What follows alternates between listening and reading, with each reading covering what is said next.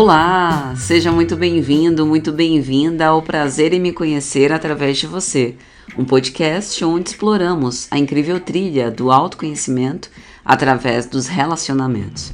Eu sou Patrícia Lins, psicanalista e professora de filosofia, e estarei com você em cada episódio, mergulhando nos meandros das relações, discutindo os desafios e as alegrias de se conhecer melhor através do outro. Os relacionamentos são mais do que simples conexões, eles são espelhos que refletem as nossas verdades mais profundas, revelando aspectos de nós mesmos que muitas vezes desconhecemos. Aqui vamos abordar temas que vão desde o impacto das redes sociais nas relações até como identificar e lidar com comportamentos abusivos, sempre buscando entender como cada experiência pode nos ajudar a crescer e a evoluir. E nesse espaço, nós vamos compartilhar histórias e, principalmente, refletir juntos sobre como construir relações mais saudáveis, autênticas e enriquecedoras.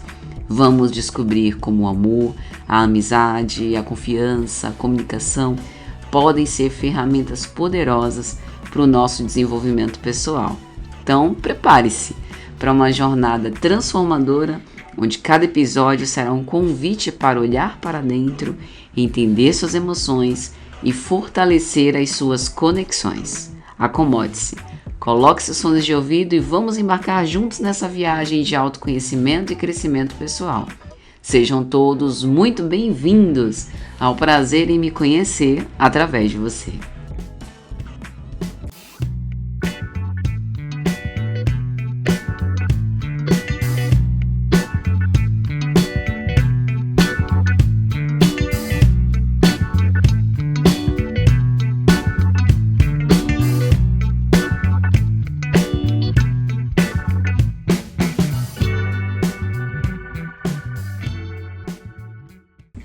Então vamos ao nosso episódio Repactuando Relações.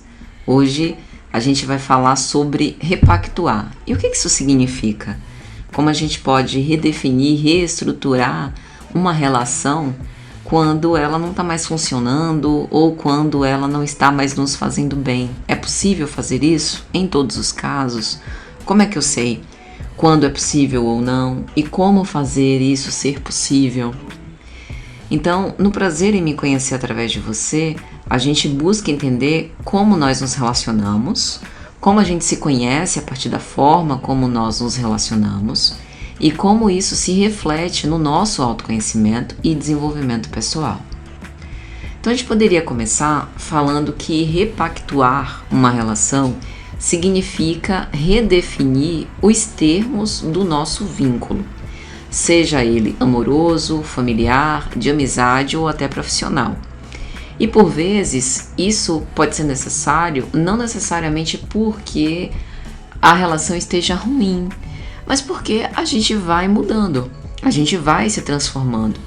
E os nossos desejos também podem ser alterados. Aquilo que a gente previa, procurava, almejava lá no início pode ter sido atingido ou substituído por outras coisas. E a gente também se realiza muito, A gente realiza o atendimento das nossas necessidades, principalmente emocionais, dentro das relações. Então, tudo isso para dizer que repactuar é normal, repactuar é saudável, repactuar faz parte da própria dinâmica das relações.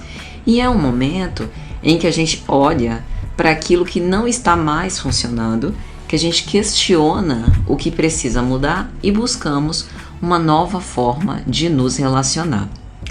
Se a gente for pensar na filosofia, a repactuação pode ser vista como uma forma de revisão ética das nossas ações e escolhas dentro de uma relação.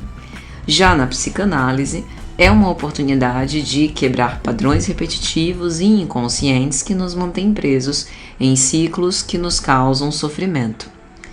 Então vamos pensar aqui em alguns sinais típicos de uma relação que está pedindo para ser repactuada. Por exemplo, quando há constante frustração e as expectativas não são mais atendidas. Então vamos dizer que a gente começou um namoro e as duas partes estavam afinadas e comprometidas em namorar.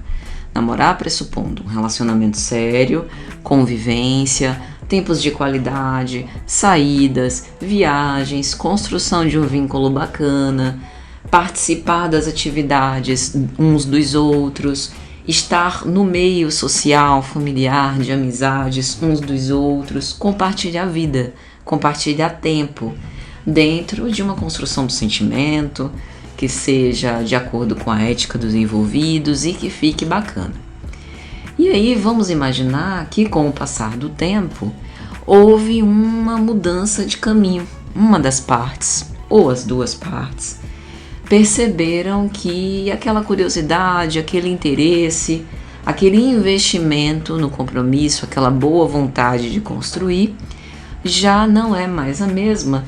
E há o desejo, por exemplo, de ficar solteiro novamente, de buscar outras coisas, de investir em outras áreas. Quando isso acontece com uma das partes, fica bem claro que a outra se sente, muito frustrada, porque existe aí um abismo, uma incompatibilidade extremamente clara de expectativas que não são mais atendidas. Quando existe responsabilidade, as duas pessoas sentam, conversam, esclarecem, falam da mudança e definem os novos passos, que pode ser cada um segue seu lado e a gente vai, a partir de agora, buscar o que cada um quer, Não dá para prometer amor eterno. É interessante que Nietzsche, em uma das suas obras, se eu não me engano é Humano Demasiado Humano, ele vai falar sobre isso. Sinto muito, mas eu não posso prometer amor eterno, porque nem a vida é eterna. Eu posso prometer as minhas ações. Enquanto eu amar, eu demonstrarei esse amor através das minhas ações. E é exatamente isso, Um outro sinal muito claro para a necessidade de repactuação é quando os papéis dentro da relação se tornam desiguais. E isso começa a gerar ressentimento ou desconforto.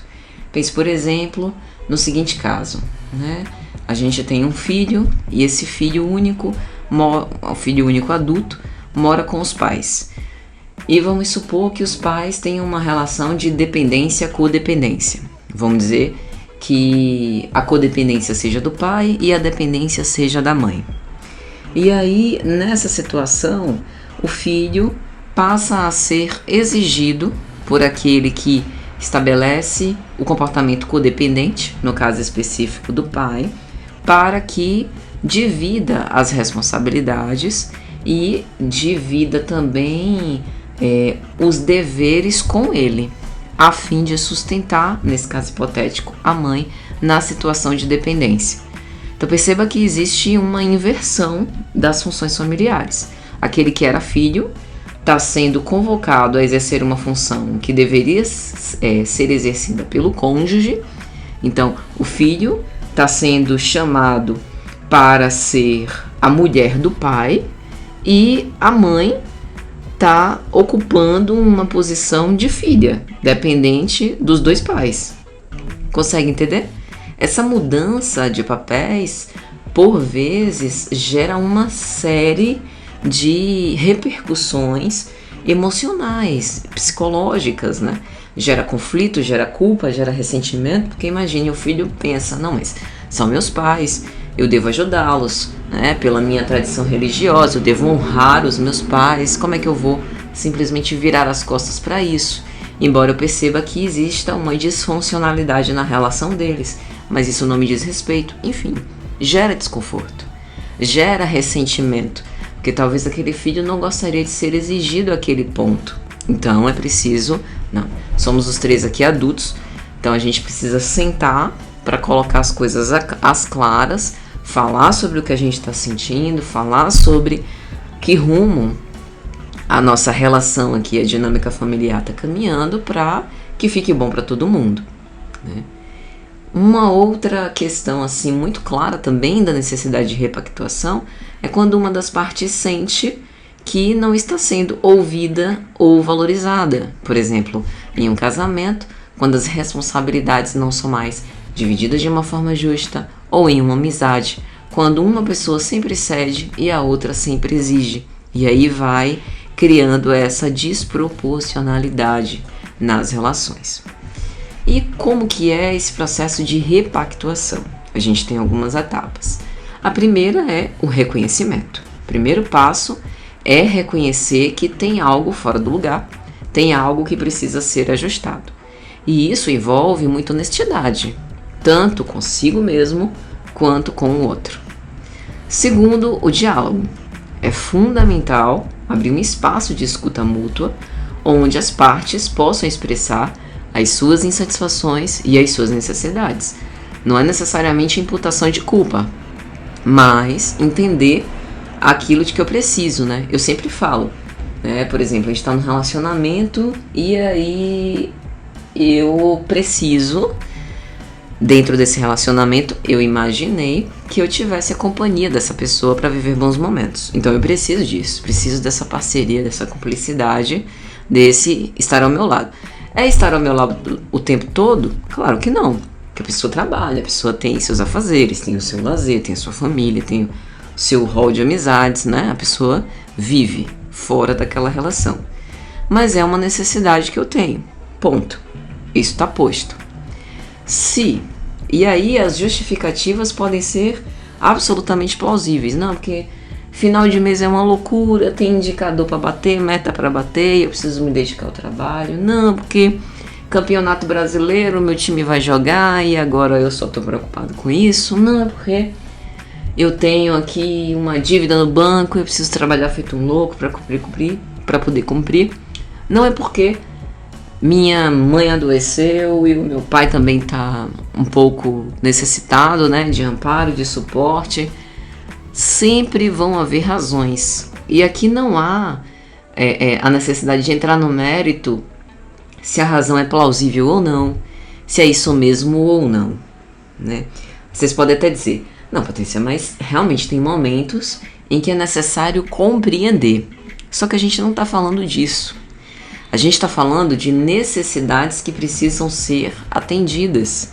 E necessidades que só faz sentido ser atendidas na relação. Por exemplo, se eu estou namorando com alguém, pressupõe-se que haverá compartilhamento de tempo juntos. Se isso não está ocorrendo, independentemente do motivo, vocês concordam comigo que a necessidade que era para ser atendida na relação não está sendo atendida pela relação? Aí vocês podem dizer, não, excelente oportunidade para desenvolver a solitude. Concordo super. Só que a solitude é uma configuração diferente da relação. Isso não significa dizer que alguém que está num relacionamento, como por exemplo no namoro, no casamento, não tenha experiências de solitude. Lógico que tem. Momentos para desenvolver sua dimensão pessoal, momentos em que manifesta sua própria individualidade. Mas ainda assim, há uma parte dessas necessidades que pretende-se ser atendidas na relação. Independente dos motivos, quando não for, isso gerará um custo. Então, independente do motivo, se a necessidade não for atendida, é preciso repactuar. Porque, uma coisa eu garanto, o ser humano pode ser até muito paciente, muito compreensivo, muito resiliente, mas uma hora a conta chega. E isso pode vir a representar uma ruptura mais ou menos drástica. Então, esse é o próximo ponto. Negociação. A repactuação não pode ser unilateral. Ambas partes precisam ceder em determinados pontos, reafirmar os seus limites em outros. É uma cocriação, portanto, conjunta de novos termos. E comprometimento. Após o diálogo, a negociação, a abertura da conversa, é preciso de um esforço contínuo para manter o novo pacto. E é aqui que prática e compromisso entram. Só que existem dificuldades e resistências à repactuação. Barreiras emocionais, por exemplo. Muitas vezes nós temos medo de repactuar, porque isso significa admitir que algo está errado, que porventura podemos ter falhado. Outras vezes nós tememos a reação do outro ou a possibilidade de perder o vínculo. Do ponto de vista da psicanálise, essa resistência pode estar ligada a padrões inconscientes de comportamento, como por exemplo, o medo do abandono, a intolerância à rejeição e a dificuldade de enfrentar conflitos. Mas a repactuação sempre traz benefícios.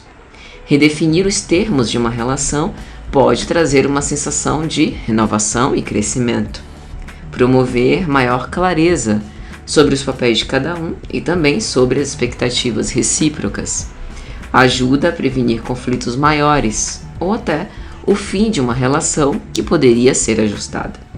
É uma forma de aprofundar a intimidade e também a compreensão mútua. Então, repactuar também nos ajuda a entender melhor os nossos próprios limites, as nossas necessidades emocionais e a nossa capacidade de adaptação. É um passo crucial no processo de nos conhecermos através do outro. E aí, nessa altura, a gente pode lançar aqui algumas reflexões. Comece se perguntando: o que nessa relação não está mais funcionando para mim? Convido o outro para uma conversa franca, mas evite sempre essa postura acusatória. Fale sobre seus sentimentos e não só dos problemas do outro. Estabeleça metas claras para a repactuação. O que cada um deve investir para mudar ou melhorar? E esteja disposto a revisar o pacto de tempos em tempos, porque as relações são dinâmicas e precisam de ajustes frequentes. Repactuar não significa desistir ou fracassar, muito pelo contrário. É um sinal de maturidade e de que nós valorizamos a relação o suficiente para não deixá-la estagnar ou se tornar tóxica. E aqui a grande questão é: quão disposto você está a mudar para manter essa conexão viva e saudável? E aí, o que vocês acharam desse tema? Já passaram por situações semelhantes? Então deixe seu comentário, compartilhe a sua experiência e vamos continuar essa conversa. Obrigada por ouvir o Prazer em Me Conhecer através de você e até a próxima, em que a gente vai abordar o tema Colocando Limites Saudáveis. Não percam!